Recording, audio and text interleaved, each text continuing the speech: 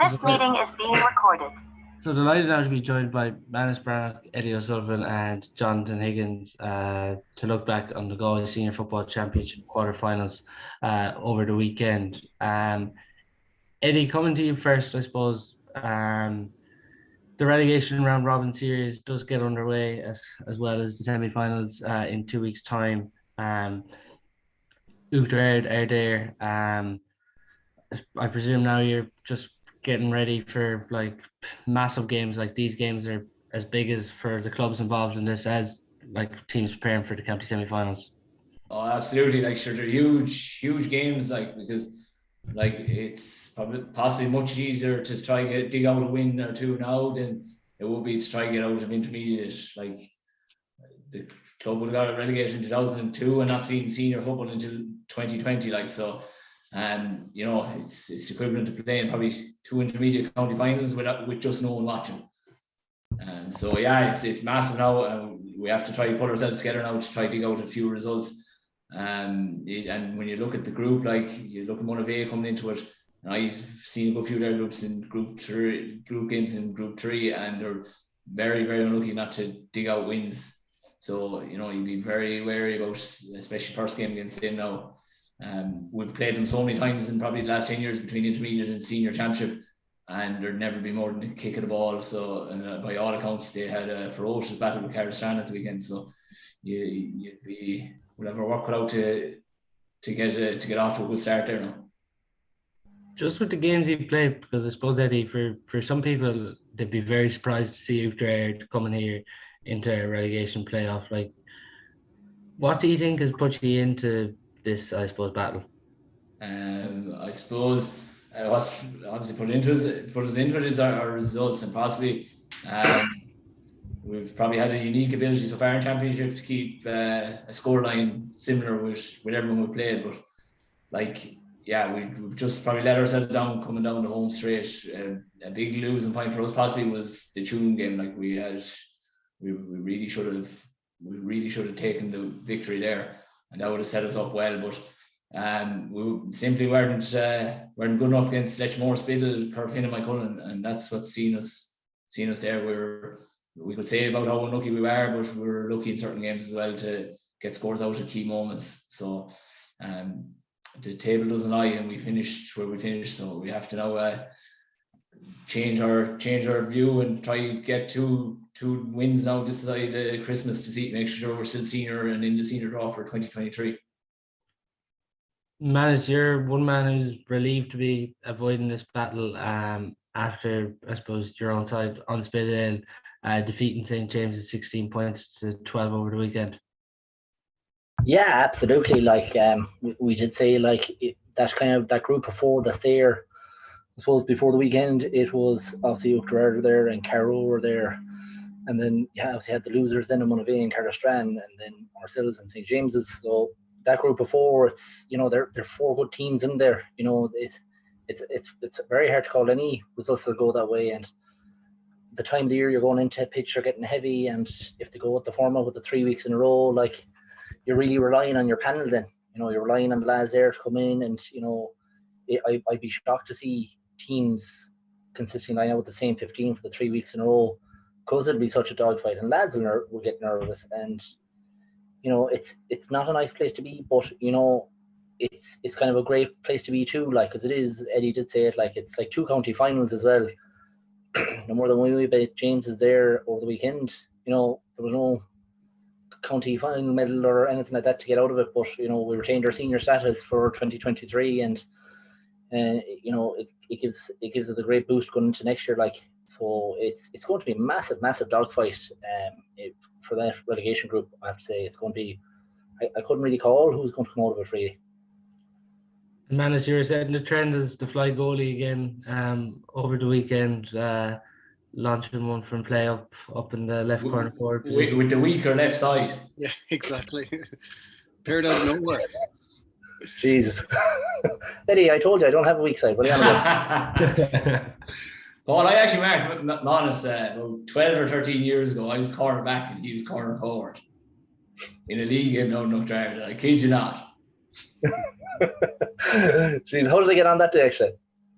You went back into your half back line for the whole game. Fair enough.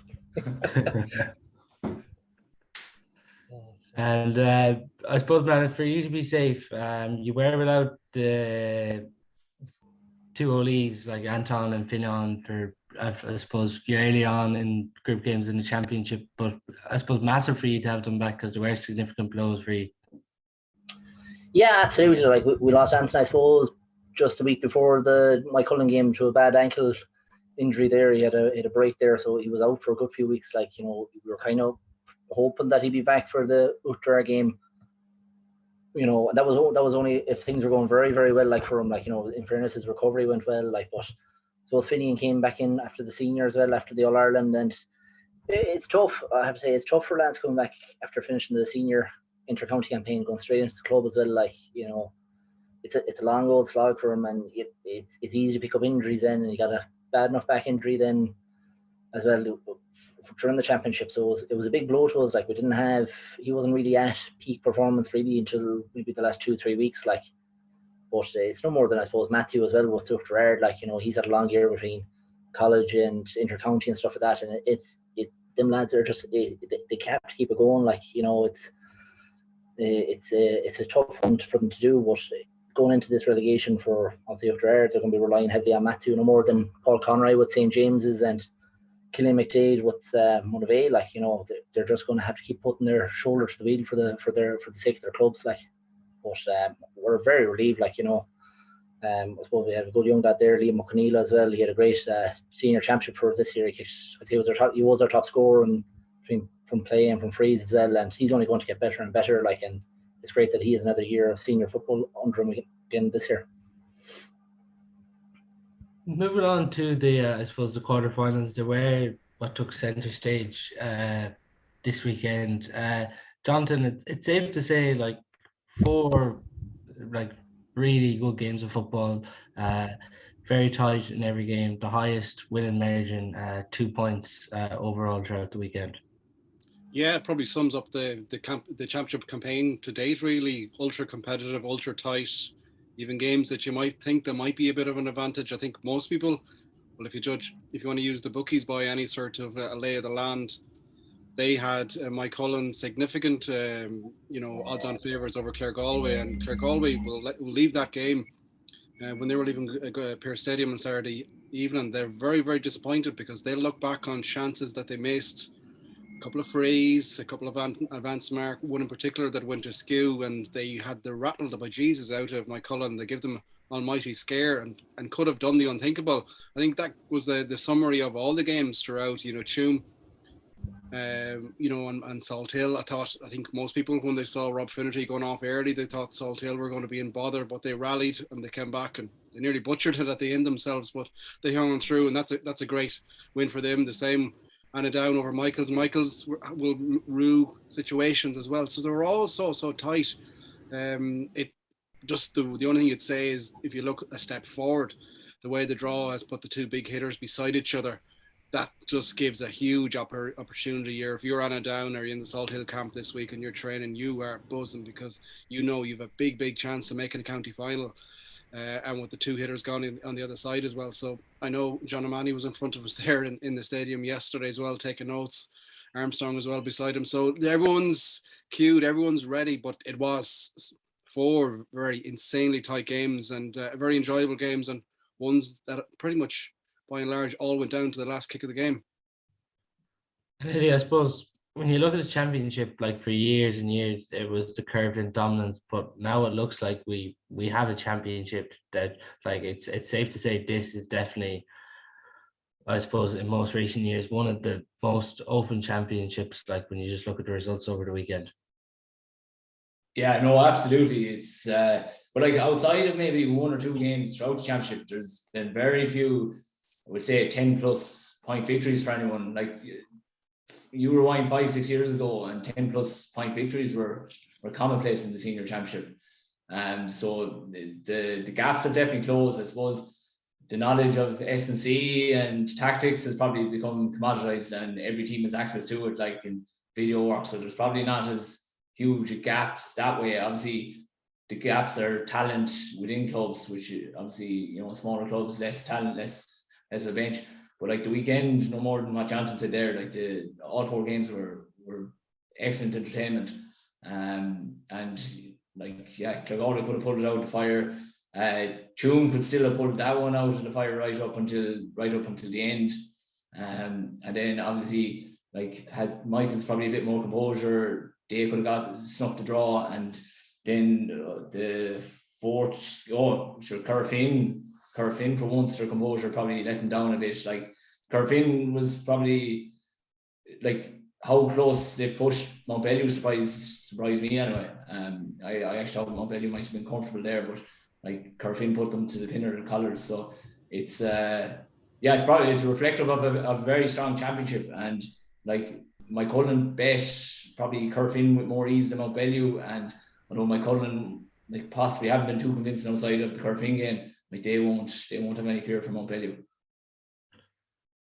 And Manus, I'm sure you're like that overall as well. I just think it has been a real positive championship. Yeah, it has been a really positive championship. I suppose myself and Eddie have probably had first-hand experience with the group that we're in. Like, that you have Tuam, Corofin, and we had Cullen in our group, like, and there's more. But like, it was a great opportunity for us. I know everybody was saying it was a group of death for the teams that have come up from intermediate last year. It was a great opportunity. That was our first time playing Corofin championship football, and it was a great boost for us. Like, but the gap has closed a lot as well between a lot of clubs, and Eddie kind of touched base there. Like, S&C tactical work, every team is doing it now, and they're closing the gap the whole time. Like, but it still comes down to, like, moments of brilliance as well. And Barry McHugh was, Mountbellew really needed somebody to stand up, and Barry stepped up for Mountbellew this weekend. Like, without him, Corofin would probably be in the semi-final. Like, he just had one of those days where he was just, everything he touched and everything he kicked was going over the bar, and he was just immense for Mountbellew. Like, but a great championship overall so far. Like, and it'll be 2 cracking semi-finals. You touched on it there. Anna Down and Salthill will be really licking their lips there, saying, Jesus, great opportunity here to get to a county final, and anything can happen on county final day. Man, it's just on Barry McHugh you mentioned there, 10 points at the weekend, showed real maturity up front for Mountbellew. Do you think he's a player now that's catching poor Joyce's eyes? I suppose any forward that's kicking 10 points in championship football, will probably be taking the eye of any inter-county manager. But, in fairness to Barry, he's probably one of the most consistent forwards there in Galway club football the last few years. He was involved with Galway there a few years ago as well, in and out. But he seems to be really, really matured his game now, big time. And, he's just a serious scoring threat, like, and it's not too many players like that to get around in the county that can just be kind of that consistently hitting that 5-6 points a game. And he just seems to be able to do it in every game. Yeah, and Eddie, like in previous years, you might have just said, like, there would have been question marks over Barry McHugh from play, but this year definitely he seems to be adding a lot from play as well as phrase. Yeah, no, I don't know who'd have the question marks over him, because having played a few league games over the years against him, like Barry, any sort of a ball that goes into him, like, he's very, very dangerous inside. But I suppose this year, the one thing he's been excellent at is, I suppose this year at least he gets awarded his attacking marks, but like, he's anything that goes in near him, he's winning it and he's scoring it. Like, so yeah, he's a serious player. And if I remember correctly, was he not top scorer in the National League one of the years under Kevin Welch? When he was predominantly probably freeze, but he was thereabouts for top scorer one year in the Division 1 league.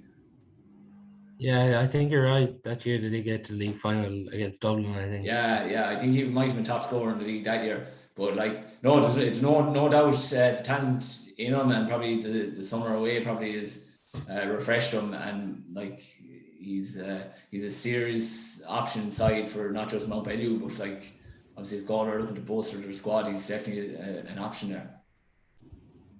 And Jonathan, on that game, Mountbellew, is it safe to say they got out of jail really against Corofin on Saturday? I think that might be a bit too strong of a word. Yes, Corofin put up a good battle, and by all accounts, I didn't see this game live now, just judging off the highlights and reports. I was in at the stadium on Saturday, but by all accounts, Corofin set up with a plan to try and nullify and at times wind up. I think Barry in particular, I think he got a clipping gun in at half time. I think it was very much trying to wind it up, and just following on from Eddie Point's there, it just shows how he's, I suppose, shown a bit more, not that he was anyway that like that previously, but he's added another bit of maturity, and he's really been the go-to guy in a forward line that's full of stars. You say, you look at the club campaign this year, Patrick Kelly has been turned into a bit of goal machine. Finnerty is still shooting the lights out. They've options all around them. And McHugh, for me, is still being the shining light out of that forward line. And when they've needed scores, he's got them, and that's right through the course of the campaign.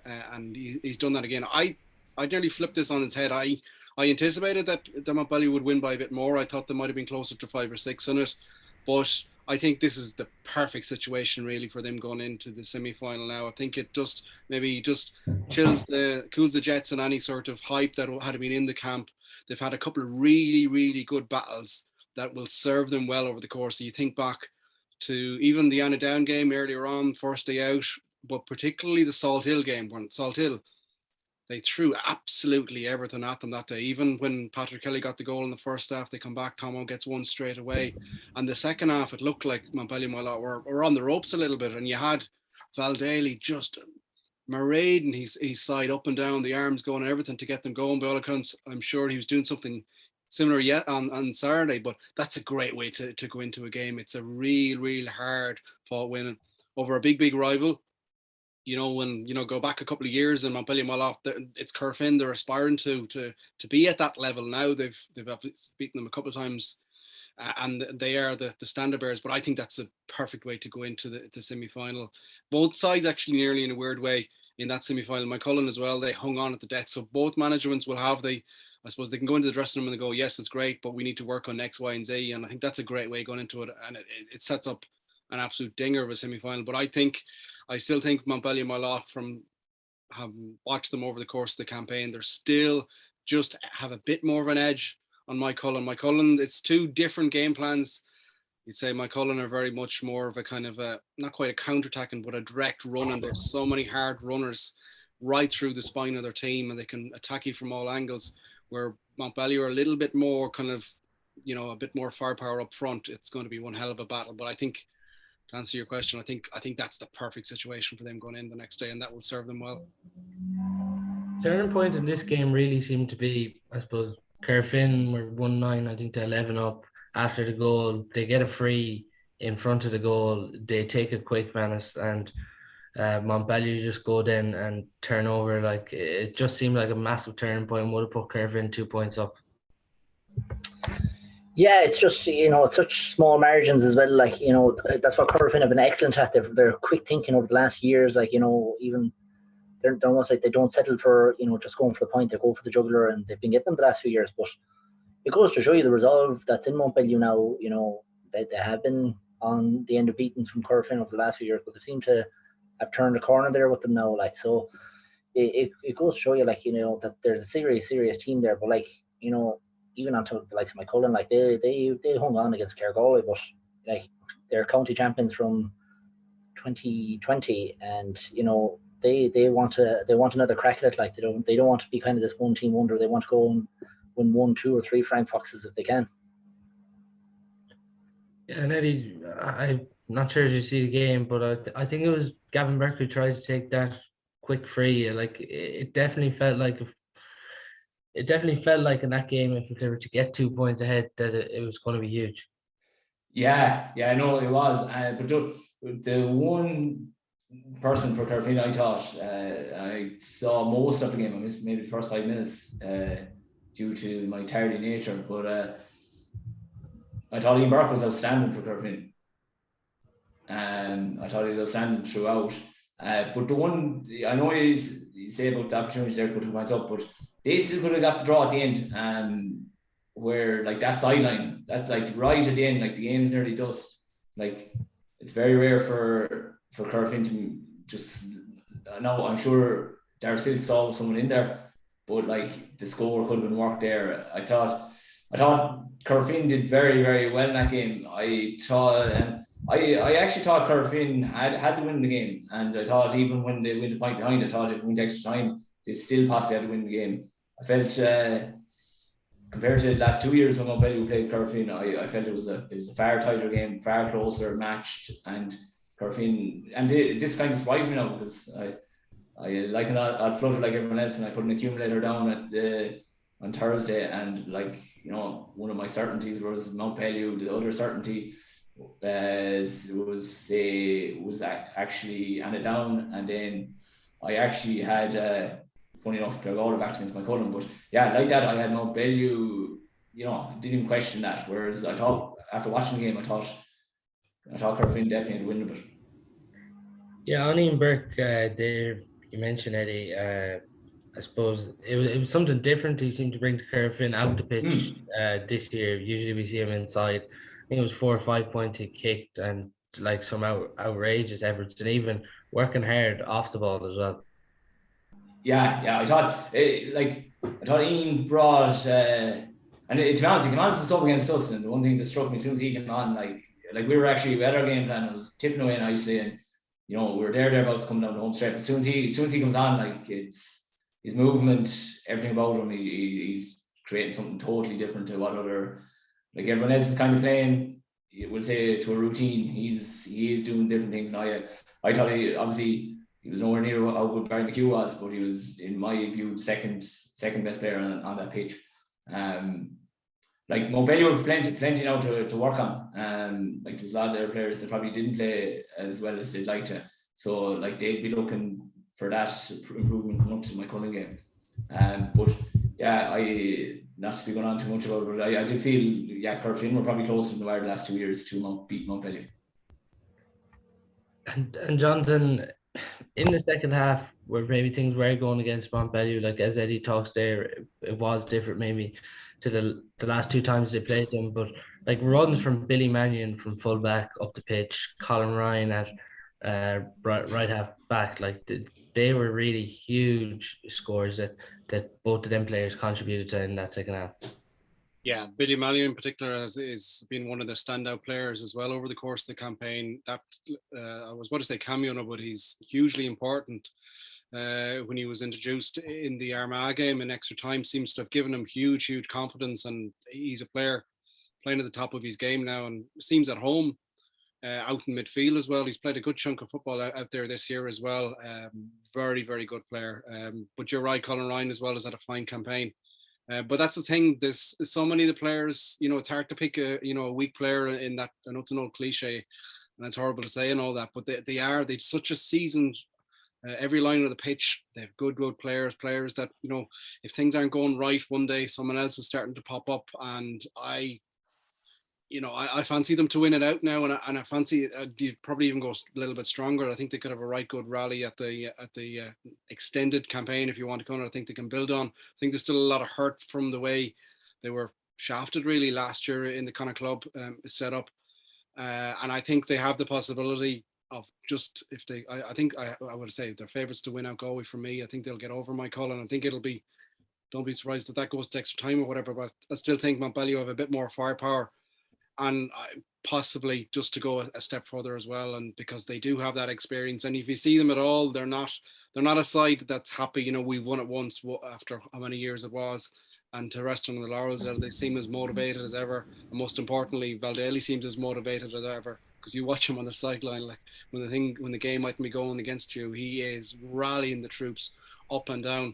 Seen that a couple of times this year already. So I think they're in a real good spot now. That the way the game finished up, and the as you said, players starting to develop right through the lines. Matthew Barrett as well, maybe another player that doesn't get as much attention as he deserves. He's had a fine campaign as well, as a wand of a left foot. They can get scores from everywhere. So for me, they're still the top of the tree. Obviously, there's a lot of hard work to get there, to get Frank Box down the road again for them, but I think they're in a right good spot. Maghnus, do you think the loss of Michael Daly, do you think Mountbellew are going to feel it, or do you think there's enough strength and depth there for them?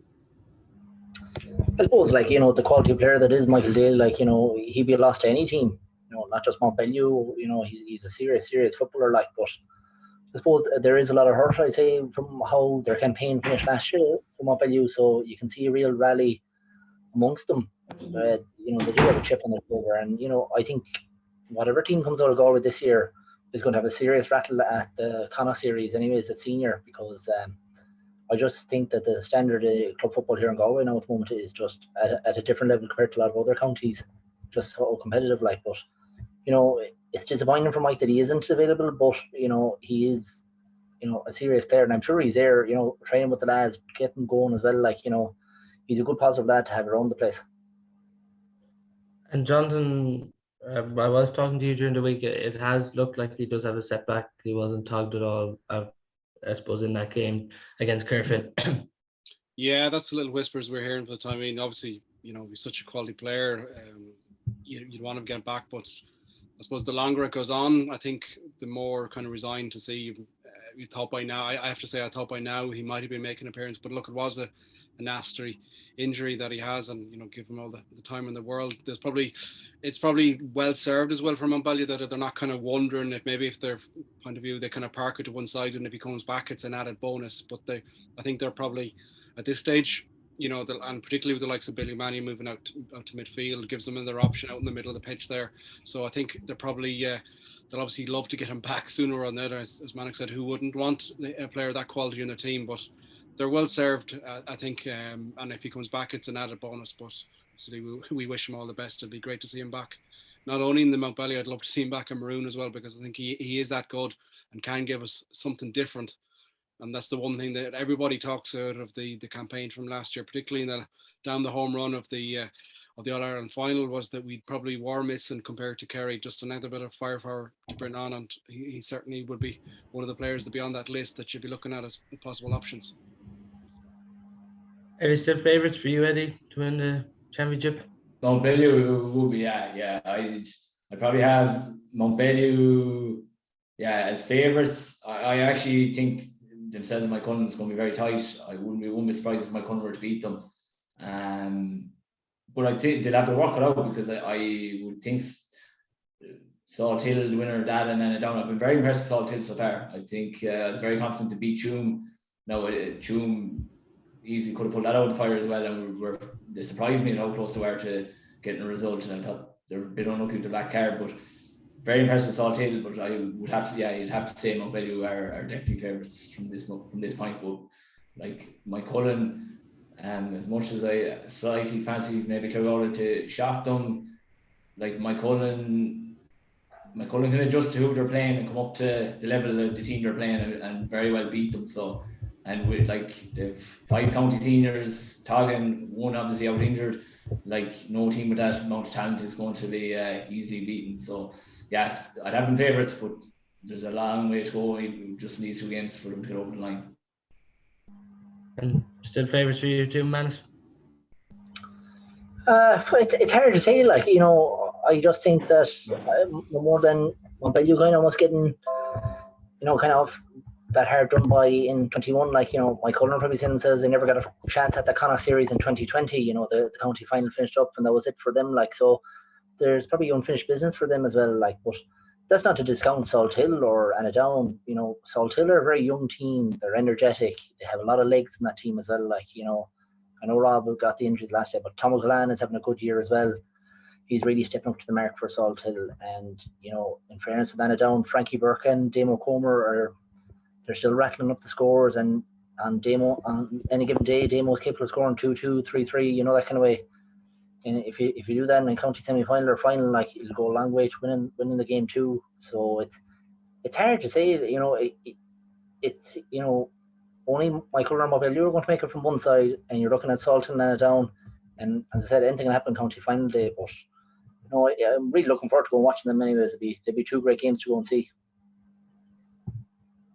On that Salthill and Tuam game, Jonathan, someone Manus mentioned there, Tom O'Callaghan, he did really step up to the plate. Robert Finnerty did go off with. It's hard to know how serious of an ankle injury it is, but Robert Finnerty's just been so central to Salthill. Someone had to step up and kind of grab that game up front, and Tom O'Callaghan was definitely one of those players who did. Yeah, he's another player that's had a fine campaign. He's probably, I suppose, on his personal load, he's probably disappointed the lack of game time that he got in for Galway this year. Even a couple of times, I don't think he was making the Matchday 26 either. Player of his ability and talent, no doubt. will be a little bit disappointed with that. But he's certainly been answering it the right way. And prior to Finnerty's injury, you'd see a bit of a tag team development between the two. You know, Rob was going out maybe at midfield at times and being the kind of the quarterback and putting a lot of ball in towards Tomo, and he was just a machine inside. Got big scores, even like when games were in the melting pot as well. I go back to that Mountbellew game in Tuam. He had a right good, asked a lot of questions. He's got some fine scores, as did Rob as well. So I think it's a back spasm. I think the word was I heard originally about Rob Finnerty. So they'll be very hopeful to have him back. For something like that, he may be okay, but they are going to need him for that Annadown game, because that's so wide open. But at the same time, Annadown they've had people would talk about such euphoria, the way and the manner that they qualified for the quarterfinals with that victory over Barna there, and the manner of it with Healy nailing the free right at the end to secure the advantage that they needed. They were probably a little bit disappointed. I think they scored in the 39th minute yesterday and didn't score for the remainder of the game. I know Frankie went almighty close with a long range kind of chipped effort into the open goal when it was Hail Mary stuff at the end. But they will be very disappointed, I think, in that performance, particularly that second half. They got the perfect goal, you'd imagine, from the usual duo inside. They talk about players on the same mindset and same wavelength. Long ball in for Kilcummins into Frankie Burke. He doesn't go for the goal. He switches the play across the Comer, and then he absolutely nails the goal. It's ultimately the difference between the sides in the end. But they didn't do that enough for me over the course of the campaign or over the game on Saturday. But again, look, they're going to raise their game as well for that semi-final. And everyone's talking about the big glamour tie of the semi-final, Mountbellew-Moylough. But I have to say, I'm really, really excited about this game. This Annadown Salt Hill game could be another right belter, because you've serious firepower on both sides again. And I think we've been blessed with some brilliant games over the course of the campaign, and these semi-finals will definitely be another two to add to the list, I think. Eddie, Robert Finnerty this year, since coming back from the county, like even early on that Tuam game, he was causing trouble. Salt Hill raced into 3 points to no score lead when he wasn't on the pitch. He's one player who has literally looked unmarkable. He's been outstanding. I've seen two of the games previous to Saturday. Like he just cruises around the pitch. I'd say the last player I've seen to actually just find it so effortless to move around the pitches was probably Nicky Joyce years ago. But he moves so easy around the pitch, glides past lads, and obviously his skill level is second to none. It was like the rest of the lads have said earlier, it was huge from talking to Salt Hill lads. Like they put such weight in Finnerty. It was a huge victory for them to overcome the loss of him and still win that game, because they are so confident when they have him playing, and they probably be a bit unsure themselves when he's not playing. So to overcome that now against Tuam, especially down in Tuam Stadium, it's a huge result for them as a group. As Manus alluded to earlier, they are young, but they are a group that after I've seen them in the group stages, I actually really fancy them. I actually kind of, by the time the group stage is finished, I'd kind of come to the conclusion that nearly the two better teams were actually in Group B as opposed to maybe even our own group. Because I actually really do think Salt Hill. Now, the one thing I'd say is Salt Hill Knockagh have always been blessed with plenty of talent, so there's nothing new there, but they did seem to be coming with a freshness this year to the championship, and it's seen them through to now. But obviously, yeah, Finnerty's a huge player, and if they have him against Annadown, you probably depend. No, I would caveat this with it's hugely weather dependent, because I actually think Annadown will deal with winter conditions far better. But I would have them slight favourites of Finnerty's bit. Yeah, no, he's that sort of player. He does make a huge impact out of the result, maybe. And Manus, it was a big one for them to get over, because Tuam, we all know Tuam at this stage, they're hard seasoned campaigners. Yeah, I'd say Tuam probably would have been targeting a semi-final probably this year for themselves at least. So I'd say they were probably disappointed. We played Tuam down in Kenny Park there.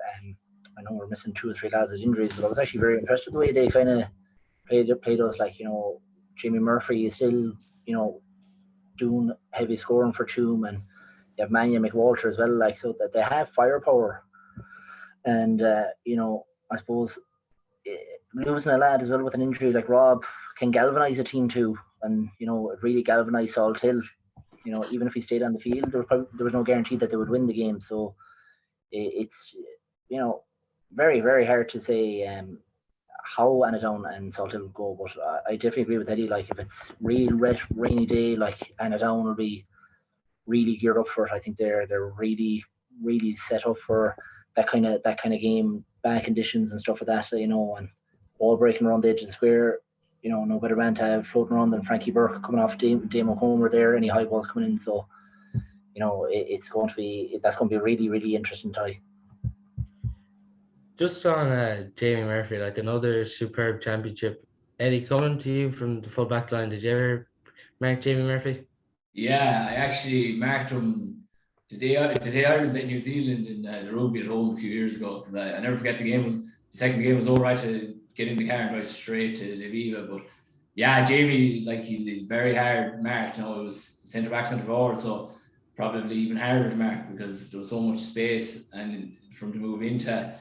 And it was funny because I actually thought it was going okay till about the 27th minute, and the ball stuck in the back of our net. Like, so yeah, like, he's well able to move. He knows where he's going, and there's no wasted energy with him. And he will get on the ball and he will make things happen. Like, he's like very, very hard for any good defender to mark. So and he was like, he probably had a slower start on Saturday, but like when the game came into the melting pot, and especially when it came down to home straight and they needed equaliser, like, he was showing for every ball, and he was getting on every ball looking for it. And perhaps, I suppose, that's if perhaps he had a bit more help there looking for that equalising score, Tuam might have got it. He seemed to be the only one really showing to try to get it. I'm sure the other lads were looking for it, but yeah, he seemed to be trying to get that equalising score nearly by himself. But yeah, an excellent there, Jamie. I think he goes down as one of the greatest Galway club footballers, because when you just look at him in the last few years, what he's done for Tuam, like, even when he's dragged them through so many games. Yeah, possibly. But the only thing I'd say, there's a lot of Corfin lads that might have might want to argue with that case now. Yeah, that's very true. Too many Corfin lads, I'd say. But Jonathan, in this game, like, I suppose the hammer blow was Seamus Kelly was on a yellow card, he gets a black card, he gets sent off. And in the same play, Cormac McWalter gets a black card, only gets to play the last I think 2 or 3 minutes in injury time. Like, so I suppose to go down to 13 men was a big blow for Tuam at that stage. Oh yeah, hugely, particularly in a game it's so intense and that, and there's so much emotion as well in it. Although we have sometimes seen teams, just react and play well. Probably Maghnus will probably tell you from the James's game on Saturday, when James's were down to 13 there for a spell in the second half. They kind of went to hell with it and seemed to just let loose, and it was probably the best spell of football they actually played was when they were reduced. But in a game like this, in the the red heat of championship, it's the obstacles are just too big, and it was just too much of a hammer blow. But look, they still nearly snuck it at the end. Salthill didn't take their chances. I think they butchered a goal chance or two themselves, and then it was still there towards the end. They could have just eked extra time, and probably not too many people would have complained had they done so. But as we go back to the earlier point, of course, the championship, every game is so tight, it's so condensed. The quality of teams is very much that everyone's improving. It's been you take a step back, and I was talking to a couple of Mayo lads in Pairings Stadium on Saturday actually, and they couldn't get over the difference in quality between the Mayo and the Galway championship. And I think it's probably the best championship that I certainly can remember in quite some time.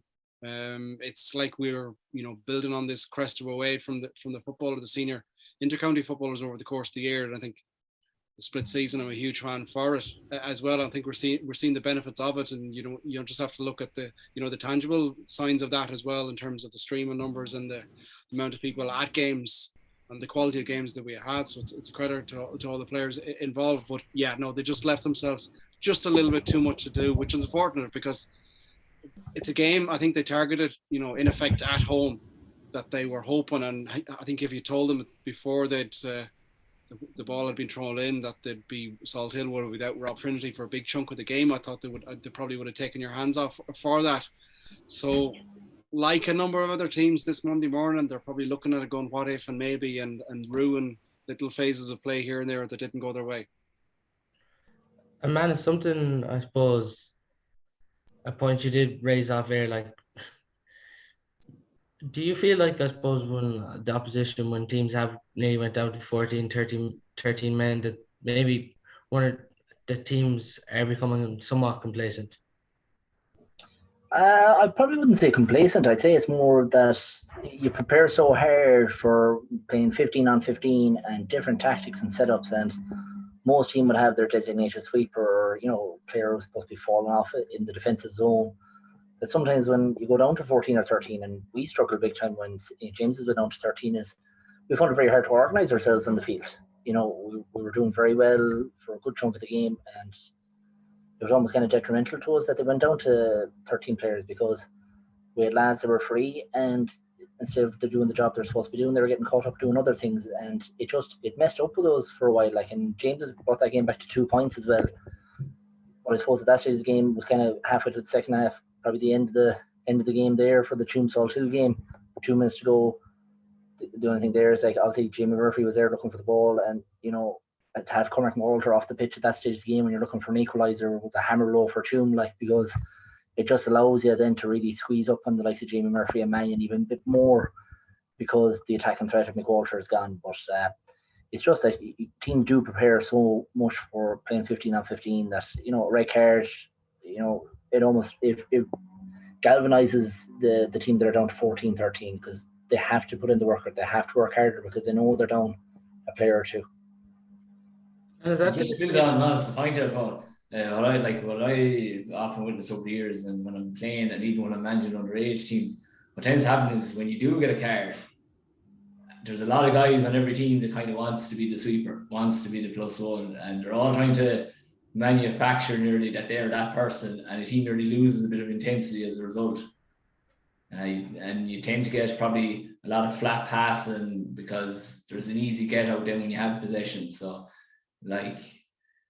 often teams probably go very conservative as a result, and then obviously the team that's galvanized, as Mana said, they start getting momentum. There's a momentum swing because they're all or nothing now at that stage, and they have the momentum. And once any team gets conservative, it's very hard to come back out of that.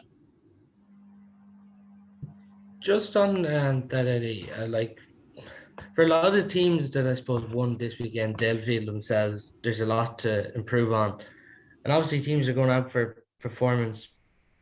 But for those teams that I suppose are in the semi-final, maybe themselves they feel they didn't perform to the maximum, does it really matter at this stage, or is it just really about getting over the line? I would say it would depend on the team that's getting there. My Cullen would be I saw them off the pitch, or disappointed with the performance, but I personally, knowing them, I actually don't think it matters from a whole pile that they didn't play well. They didn't play well against us and then Beckcurve in the next round. They're just that sort of group, whereas probably I thought Anadone and Salt Hill actually both played well now. So, but I'm just saying, for argument's sake, if they didn't, it probably would matter more.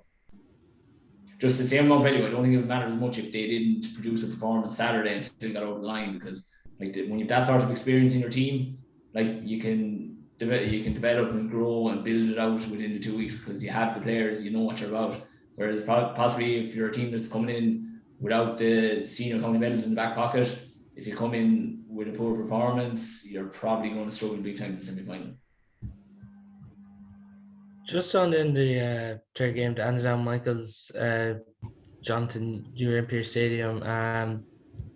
As you mentioned earlier on in the podcast, Annadown early on that second half looked like they were going to take control. Did afford Michaels opportunities, but then at the same time, it was just hard to see them losing it either. I don't know. Excuse me. I thought that game was a lot closer than I would have thought. I think you flash back. I know there's euphoria involved, but in Doggan Park on that Tuesday night when we made the draw afterwards, and you had the down players and supporters and everyone, all that. They're obviously on a high, but it's over the PA system. Then that's Michael's. There's a big cheer. This was the dream draw, probably for both sides. And it's interesting to note that out of all the second seeds, it's only Down are the ones that are through to the semi-finals. But they started the game so well. Like the weather was absolutely, thankfully it settled off, but for the first maybe 10 minutes or so, it was absolutely awful. You know, the sheets of rain coming in on the Borson Troy in there, and you just couldn't score into that goal for love or for money. Michaels did get a few. Actually, the opening score was I think they held onto the ball for about 3 or 4 minutes, and they were in and out. They were close enough, which would be normal, you know, shooting range that come around. Eventually, it's punched over from Conlan after just bowling his way through pretty much. But the game ultimately swung on 2 goal opportunities really for me right before half time. It's a brilliant run. I think it's Gary Higgins down the left wing. He punches it across to Conlan, and he swings a kind of a punch on the breaking ball. Comes back off the crossbar. Healy's beaten all ends up, and then 3 minutes into the second half, it's not quite as good as a goal scoring opportunity, but Down through the class, Kilcummins wins a turnover at the middle of the pitch, long ball in to Frankie. He doesn't shoot, swings it across the earlier described across to Comer, and bang, goal. That was really that couple of moments. What is it? 2 or 3 minute period, really, give or sake, and it's a difference really. But Down, they were lights out, completely lights out for the rest of that game. And I think Michaels, they had a good few opportunities at the end, and they just didn't get enough men in. And it was a wet day; they didn't get enough opportunities to get the long ball. All the chances, really. Like there was a lot of. Yeah, they almost fluting around, and it was very easy to sit up in the stand and you're watching on. It's horrible conditions, but they felt like there was an opportunity there to get, you know, a ball in around the house, and God knows what might have happened. It's such a slippy day, etc. But they just held on to it probably a bit too much longer and didn't get enough players on, because they had maybe 2 or 3 opportunities at the end just to get one in, and they didn't really. I know they were down to 13 as well, which probably would have, you know, just hampered them a little bit in terms of shape, whatever. But Down won't be happy the way, I think it was the 49th minute. I think Ian Burke got a point from play. I think that was their last score of the game.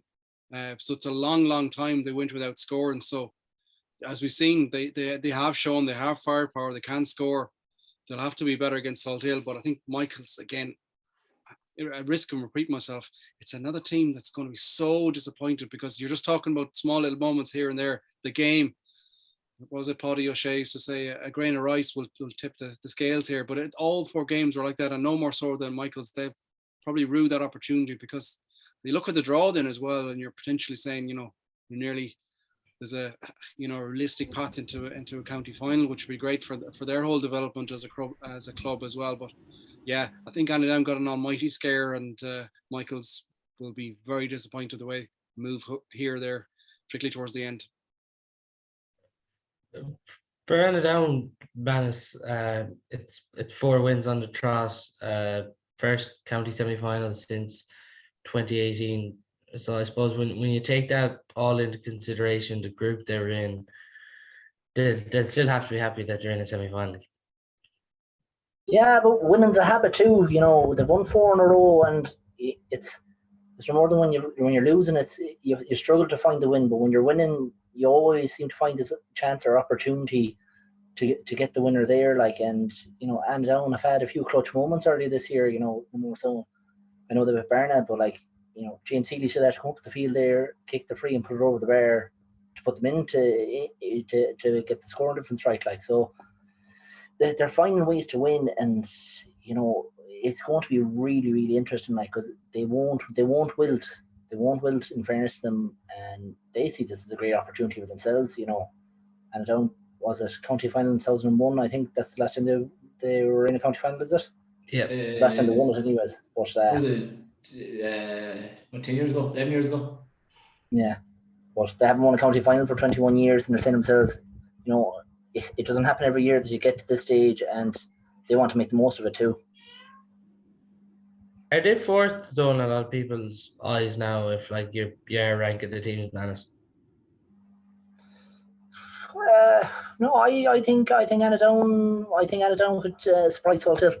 I actually think they have good players there, and It's just we're going into that kind of time of the year, bad conditions, rain, wet, everything you can name it, and they're a hardy team. They're a hardy team with good players. So I think they could produce a good result there against Salthill. Then just on to the final game between Claregalway and Mike Cullen. Like Eddie, if there's one team that has to be kicking themselves, it's Claregalway today. Yeah, no, absolutely. Like, especially, it was funny because I said to everyone who was sitting beside me with about 10 minutes to go and there were 4 or 5 down. I was just telling the way my Cullen were playing. I said, this game is still alive. And I don't know, did anyone else? I think everyone else was telling me to shut up when I was saying it, but it was my Cullen were starting to hand pass the ball, conservatively sideways, going nowhere and getting turned over. And like once Claregalway got a sniff it, they really roared back into it. And like there was, as Jonathan alluded to earlier, a few misses, say a free in the first half, an advanced mark, and even at the end, maybe when Barry Golder goes to the goal, maybe hand pass to Jack Lynn might have been the better option there to get the goal. But McCullen really let Claregalway back into it, and when Claregalway got back into it, they nearly saw it home. And I suppose the one thing you probably, it doesn't cross your mind after the game, is there was a point midway through the first half where it actually looked like it was going to go the opposite way. McCullen were starting to run through them with a bit of ease, creating a lot of goal chances. But I suppose Claregalway did what anything has to do against a team like Mike Cullen and Mountbellew. They hung in there, and nearly got their rewards at the end. Like they will be very disappointed with some of the chances they probably missed when the game came alive in the last 5, 6, 7 minutes. But like for Claregalway, there's huge positivity going forward, because even like obviously there's such underage coming through, but even more in the immediate term, like Conor Flaherty has turned out to be a bit of a weapon in a full forward. Like the goal he got, great ball by Granger, but like he just was so at sticking it in the back of the net. Like it was tracking back at one stage, and again I was just thinking to myself, I was like, geez, don't be letting that lad track back at all. Just keep him in there and keep him fresh inside. He was that effective. And in defence, like Claregalway, like apart from I suppose the running game, which obviously Mike Cullen are very strong at, like they were fairly comfortable on most of Mike Cullen forwards, like man v man, I suppose. Obviously, listen, that's probably not possibly Mike Cullen's game. Like Owen Kelly was very good carrying ball, creating chances, and so was Gallagher probably in the first half more so than the second half. But yeah, Claregalway have a lot of positivity, a lot to work with going forward, and especially like saying Monaghan and these lads coming through next year, like they'll really fancy themselves. To be honest, and I said earlier, I actually kind of fancy Claregalway to possibly pull it off this weekend. But it wasn't to be, and yeah, they will be very disappointed at how it turned out. Now, in saying it, listen, I said I'm going back over myself here now. Mike Cullen are the type of team and the type of group that they'll have no issue recovering from Mountbellew and possibly beating Mountbellew. Like that wouldn't really factor into their belief system, we'll say. And it really was, Jonathan, at the end of that game. Like it was a Claregalway revival. Like Eddie touched on all the points there. Like Mike Cullen looked in total control of that game. Like the first half, running from all angles. Claregalway just couldn't handle them. But in fairness, you have to hand it to Claregalway. They stuck at it, and like as we've touched on so many times, that they will rue so many of those chances. They will, but that's an important bigger picture. I'm back to the opening round of games where Claregalway were beaten, and all the question marks were coming out about how these talented, big population group of players are going to fail to deliver again. But they've rallied to come back by no small measure by putting Conor Fly in a full forward, like as the guys that touched on there, like just turned into an absolute weapon. And for the first maybe 10 minutes or so, Mike Cullen just couldn't deal with him. They probably stemmed the flow of football going into him then, and it wasn't as effective, just enough, as much fuel going in the fire. But they've had a fine, it's not quite a breakthrough season, but they've certainly, they've allied and they've put to bed some of the notions and some of the whispers that are kind of thrown at them. It's not their fault they have that much of a population there. That's just the way geography is going in the city urban and rural mix. That's a conversation for another day. But I think it's been an important year for them to get that, and if they can build on it, and as lads will touch on there as well, a lot of quality players coming through. You look at most of the Galway underage teams as well. You'll see a spine of Clare Galway down through it. So it has been a good year from that, and probably maybe the one thing that probably missed at stages was just a bit of experience and being to the well. As well, ultimately, Moycullen have been there previously, and they just about did enough, but they got that scare as well. But I think they won't like it now. They're probably still waking up this morning disappointed and frustrated with thinking back of phases of play that could have been better and a score or two here and there. But if they build on it, I think there's a big opportunity then for them to push on, and they can be a dominant force in Galway football. I don't think that's a million miles away. Another couple of years, but you look at the performance right down the front. Nathan Granger corner forward, Jack Lane, Luke O'Connor, Divley's had a great year at full back, even in the middle of the field as well. They've had Hennessy up against some of Hennessy's catches yesterday towards the end of that game. It was an outstanding catch. Yeah, not as if he was up against a couple of pookies either. That's Moycullen midfield is as strong as you can nearly get as well. So there's a lot of hope there. There's a lot of green shoots for the future if it's used right, and I'd be wary of them down the line in the next couple of years because they have talent, and they're certainly a club on the up. And Maghnus, do you think Moycullen in that game towards the end, were they nearly trying to be too safe, or was it just a Clare Galway came with everything? I suppose Clare Galway came with everything, and Moycullen, they're kind of they're a funny team. Like they don't blow or obliterate teams, but they just have this way of being able to see a game out, and it's almost seem to kind of fall over the line. And that's what they done really. Like they the likes of Peter Cook, top footballer like Sean Kelly. They're great lads to have there when you're only a point up or a draw game.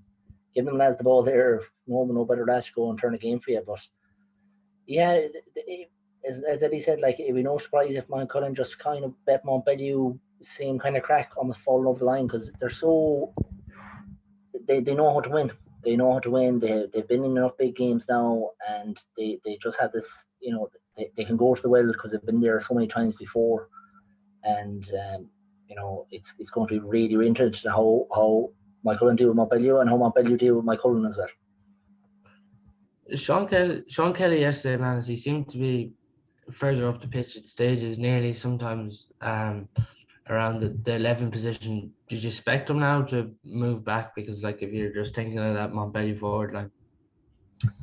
Yeah, well, he's going to be given a job there to mark one of either Barry McHugh or Patrick Kelly or something like that. Like, but one of Sean's biggest strengths is his ability to be powering up the field with the ball and make these runs up the field from deep as well. Like that's he's a serious runner like that. Like, and he's a serious threat as well. Like I suppose for Galway this year, he probably had to move back into the full back line with Sean Mulcairn's getting injured at the start of the year, and he had a very good year. It's not easy just transition there from wing back into full back at intercounty football, but he kind of done it seamlessly and had a very good year. And I suppose Moycullen are looking at him too to be kind of plugging holes to them as well with the American lads. And but I think Sean Kelly's biggest aspect is that he is such a good runner for Moycullen, creating overlaps and everything like that. Like he is a seriously dangerous player. Just to finish up then, I'll come to you first, Eddie. Who was your standout performance of the weekend throughout the 4 quarterfinals? Sure. To be honest, you couldn't look past McHugh really. Like it was probably the highest, probably the strong talent wise, and probably intensity wise, it was the strongest game of the weekend, and he was the strongest player on that pitch. Like, and he was outstanding. So, and I would like to give it to a defender somewhere there, or just being a defender, but I couldn't. You couldn't look past him. Did any defenders catch the eye for you? Actually, Conor Corcoran for Moycullen yesterday caught my eye. I thought he was on Nathan Granger, and although Granger gave that ball kind of flat, I thought he had an excellent game. Not just on him, but he ended up 1-on-1 with Conor Flaherty a few times, and when the ball came in, he was able to win it as well. Like, and it was physical mismatch there. So yeah, no, he stood out for me, over the weekend as well. Anyone else catch the eye for you, Jonathan? Yeah, no, McHugh was a standout. It's weird because looking back on it there earlier on, you had a lot of because the games were so evenly matched, I think you had a lot of performances that were on par with each other, or players that would play well and then the team would negate them. I suppose no more so than Jack Brown for St. Michael's initially in the first half. He was everywhere, came forward, scored a point before half time, and it down did a job in the second half. It just kind of summed up the whole weekend for me, where you have players that are, even Conor Flaw himself, for 10 minutes he was absolutely unplayable, but then Mike Cullen found a way of stemming it. It was that type of weekend.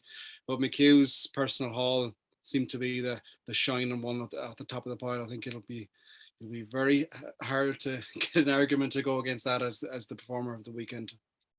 For you, Maghnus? I just for what he done against Scarfin, the game that was in it, and the clutch moments, it has to go to Barry, kicking 10 points, bringing marks, frees and stuff in play. It was just an outstanding performance.